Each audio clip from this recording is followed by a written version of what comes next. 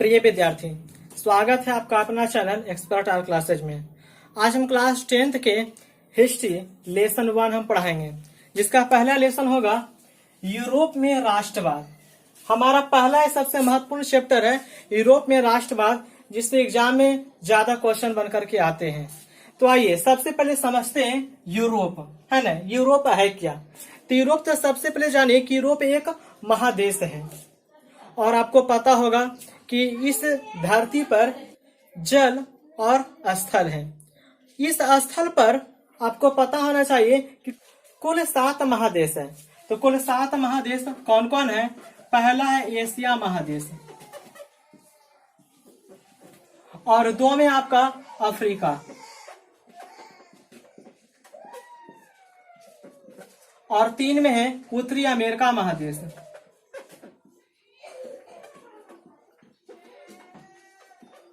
उत्तरी अमेरिका महादेश और चौथा में है आपका दक्षिण अमेरिका महादेश।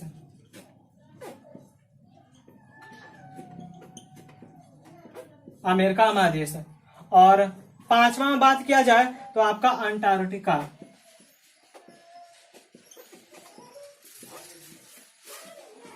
और 6ठा में आपका है यूरोप और सबसे अंतिम है आपका ऑस्ट्रेलिया। तो ये कुल आपके 7 महादेश हैं। तो इस महादेश में सबसे बड़ा महादेश जो है आपका एशिया महादेश, जिस एशिया महादेश में हमारा भारत है। आगे सबसे देखा जाए सबसे छोटा महादेश है तो ऑस्ट्रेलिया महादेश है, लेकिन हम इसमें यूरोप महादेश के बारे में हम पढ़ेंगे, है ना। तो यूरोप महादेश में राष्ट्रवाद यानी कह सकते हैं नेशनलिज्म इन यूरोप, इस यूरोप महादेश में राष्ट्रवाद के बारे में हम जानते हैं। तो समझिए सबसे पहले राष्ट्रवाद है क्या। तो राष्ट्रवाद की एक सीधा परिभाषा के तौर पे देखा जाए कहा जाता है कि अपने राष्ट्र के प्रति, राष्ट्र का अर्थ होता है देश, यानी अपने देश के प्रति प्रेम की भावना को ही हम लोग राष्ट्रवाद कहते हैं। तो एक साधारण परिभाषा हुआ, लेकिन किताब के अनुसार से देखा जाए तो आपको बताना है कि राष्ट्रवाद किसे कहा जाता है। तो आपको बताना है यह एक ऐसी भावना है जो किसी विशेष सामाजिक परिवेश में रहने वाले लोगों में एकता की वाहक बनाती है, उसे हम राष्ट्रवाद कहते हैं। तो ये हुआ आपका किताबी परिभाषा। तो फिर से समझ लीजिए, है ना, कि राष्ट्रवाद किसे कहा जाता है। तो बताना होगा यह एक ऐसी भावना है जो किसी विशेष भौगोलिक सामाजिक परिवेश में रहने वाले लोगों में एकता की वाहक बनती है, तो उसे हम राष्ट्रवाद कहते हैं। आगे देखा जाए राष्ट्रवाद भावना को उदय पुनर्जागरण काल से हुआ है, जो 1789 ईस्वी के फ्रांसीसी क्रांति देखा जाता है। इसमें नेपोलियन बोनापार्ट का विशेष योगदान रहा, जो इटली और जर्मनी में भावना जगाई और ऑस्ट्रिया की राजधानी, जिसका नाम क्या था, वियना। और आप लोग को पता होना चाहिए कि वियना सम्मेलन कब हुआ था? 1815 ईस्वी में, जिसकी मेजबानी ऑस्ट्रिया के चांसलर मेटरनिख ने किया था। इस सम्मेलन में ब्रिटेन, रूस, प्रसा, ऑस्ट्रिया जैसी यूरोपीय शक्तियां शांति स्थापित करना चाहते थे। मेटरनिख ने फ्रांस में पुरातन व्यवस्था की स्थापना की और फिर लुई फिलिप 18वां जो फ्रांस का राजा बना।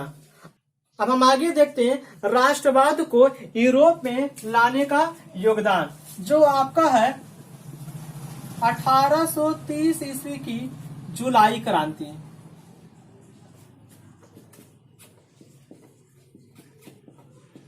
जुलाई क्रांति 1830 ईस्वी की जुलाई क्रांति। 1830 ईस्वी की जुलाई क्रांति में चार्ल्स दसम एक निरंकुश शासक था, जो फ्रांस में जनतंत्रवादी और राष्ट्रीयता को दिखाना चाहते थे और वहां कई तरह के समस्या प्रकट किए, जैसे पोलिगने को प्रधानमंत्री बना करके शक्तिशाली अभिजात वर्ग के स्थापना करना चाहते थे। लेकिन उग्रवादियों ने इसके विरोध में एक समस्या समझा। इसके बीच चार्ल्स दशम और उदारवादियों के बीच गलतफहमी हो गई। इसके बाद चार्ल्स दशम और उदारवादियों के बीच घमासान लड़ाई हुई। अंत में चार्ल्स दशम फ्रांस की गद्दी को त्याग कर इंग्लैंड भाग गए। अब हम 1830 की क्रांति का प्रभाव के बारे में हम चर्चा करते हैं। 1830 की क्रांति का प्रभाव।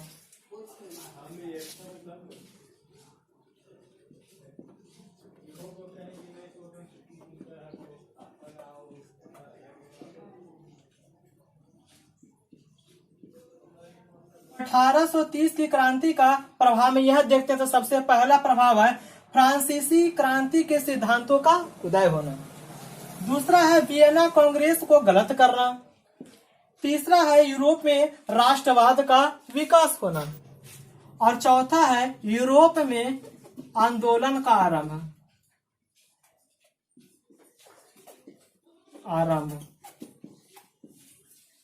तो ये रहे 1830 की क्रांति का प्रभाव।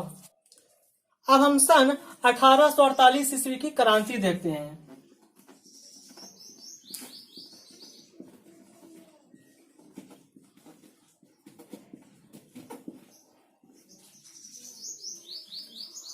अठारह सौ 48 ईस्वी की क्रांति में लुई फिलिप एक उदारवादी शासक था। इसने अपने विरोधियों को खुश करने के लिए पूंजीवादी वर्ग को साथ रखना पसंद किया। इसके शासन काल में देश में भूखमरी एवं बेरोजगारी व्याप्त होने लगी, जिसकी वजह से 22 फरवरी 1848 ईस्वी को विशाल भोज का आयोजन कर जगह जगह विरोध करने लगे। लुई फिलिप को गद्दी छोड़ करके भागना पड़ा और जिसके कारण लुई फिलिप गद्दी छोड़ने के लिए मजबूर हो गए। अब हम 1848 ईस्वी क्रांति का प्रभाव देखते हैं। 1848 ईस्वी क्रांति का प्रभाव। तो 1848 ईस्वी क्रांति का प्रभाव पहला नंबर में देखते हैं। पहला में फ्रांस की पुरातन व्यवस्था का अंत। दूसरा प्रभाव रहा है यूरोपीय देशों पर विशेष प्रभाव। और तीसरा रहा है यूरोप में राष्ट्र राज्य की स्थापना। अब हम इटली के एकीकरण के बारे में हम देखते हैं। इटली के एकीकरण भौगोलिक समस्या के अलावे अन्य समस्याओं भी थी, जैसे इटली में ऑस्ट्रिया और फ्रांस जैसे विदेशी राष्ट्रों का हस्तक्षेप होना और इटली के एकीकरण में नेपोलियन का विशेष योगदान था, जैसे यातायात को चुस्त दुरुस्त करना, संपूर्ण क्षेत्र को एक शासन के क्षेत्र में रखना। इसके बाद इटली के 2 राज्य बन गए, जिसका पहला नाम है पिडमाउंट और दूसरा नाम है सिडनी का एकीकरण किया गया। और फिर 1820 ईस्वी में संवैधानिक सुधारों के लिए नागरिक आंदोलन होने लगे। तो इन आंदोलनों में अब अलग अलग लोगों का अपनी भूमिका नजर आती है। तो सबसे पहले भूमिका निभाने वाले व्यक्ति हैं मेजनी।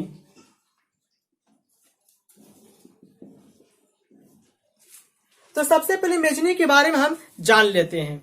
तो मेजनी एक लेखक और योग्य सेनापति था। उसमें आदर्शवादी गुण अधिक और व्यवहारिक गुण कम थे। उसने 1831 ईस्वी में यंग इटली की स्थापना की और आगे चल करके 1834 ईस्वी में यंग यूरोप की स्थापना की, लेकिन ऑस्ट्रिया द्वारा हस्तक्षेप करने पर वह पराजित हो गया। अब इसमें दूसरी भूमिका निभाने वाले हैं काउंट काबूर।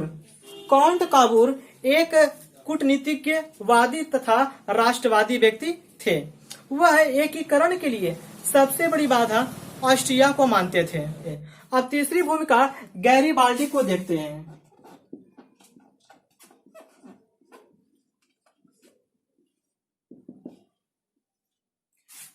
गैरीबाल्डी जो एक पेशे से नाविक थे, इन्होंने सशस्त्र सेना बना करके सिसिली तथा नेपल्स पर आक्रमण किए। वहां उसने गणतंत्र की भी स्थापना की। काबूल से मिलकर के रोम अभियान को रोक दिए तथा दक्षिण इटली को विक्टर सैमुएल को सौंप दिए। उसने सारी संपत्ति अपनी राष्ट्र को सौंप दिए।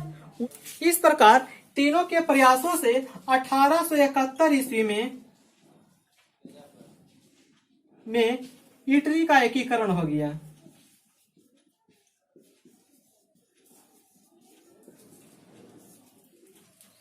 तो आज हम इस वीडियो को यहाँ तक रखते हैं, फिर इसकी अगली वीडियो पूर्ण रूप से आएगी। तो ये वीडियो अगर अच्छी लगी है तो आप लाइक तथा कमेंट जरूर करें। धन्यवाद।